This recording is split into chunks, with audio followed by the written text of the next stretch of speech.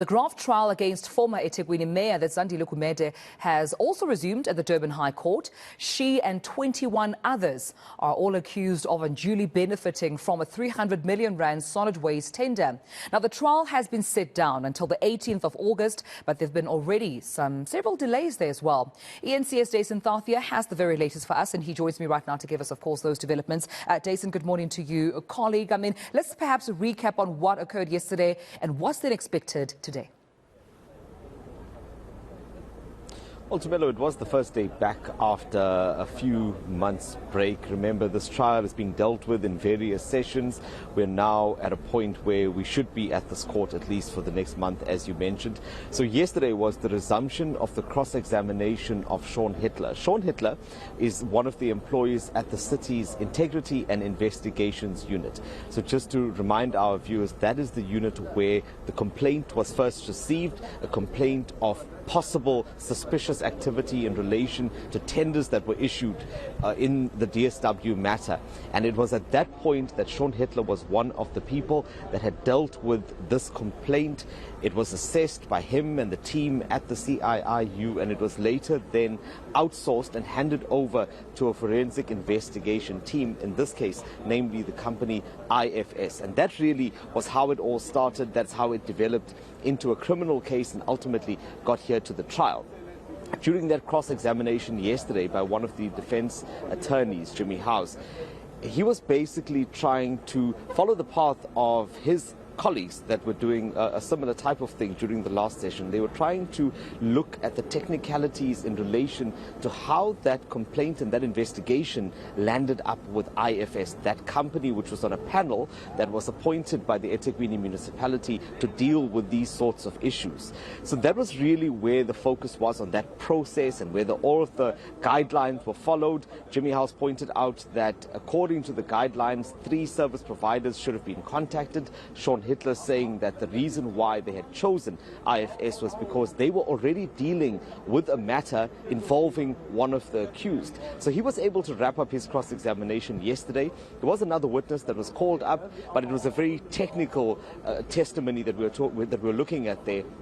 He was talking about the specifics of how certain tenders were issued and signed off.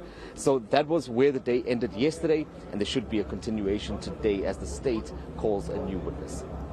So touch on another expected witness, Ngcobo. Dasen, he was meant to also testify. What do we know of his testimony, especially because he was, he's now the resigned, now former eThekwini City's head of Integrity and Investigations Unit. What's the status with his testimony? That's exactly one of the key questions that has come up. In fact, right at the end of yesterday's proceedings, the state prosecutor did tell the court that they are not able to get Ngcobo back onto the stand just yet. He had fallen ill the last time around, and that's why his testimony was cut short. We're now made to believe that he's still unable to continue with his testimony. So he had already started. Now, Ngcobo's testimony was key. In fact, he was the person who quite literally signed off on that document after that complaint was received, essentially signing off to say that his team had made the right assessment and that this matter now needs to be handed over to forensic investigators for that investigation to continue. So right now his testimony is essentially parked, and I guess it would be until we hear through the state prosecutor whether he would be fit enough to take the stand again. Remember, he did resign because of those death threats. It's unclear now how that is going to affect his appearance at this court. Yeah. Just my last question to you, Dasen, of course, as we touch on some of the processes rather involved in investigating, recommending and even remedial action in these allegations of misappropriation and corrupt activities within municipal office bearers. Let's talk more about them, perhaps giving more context in terms of the discrepancies that have led to this 300 million rand approximately solid waste tender out in Durban. Definitely we're here because there were discrepancies alleged.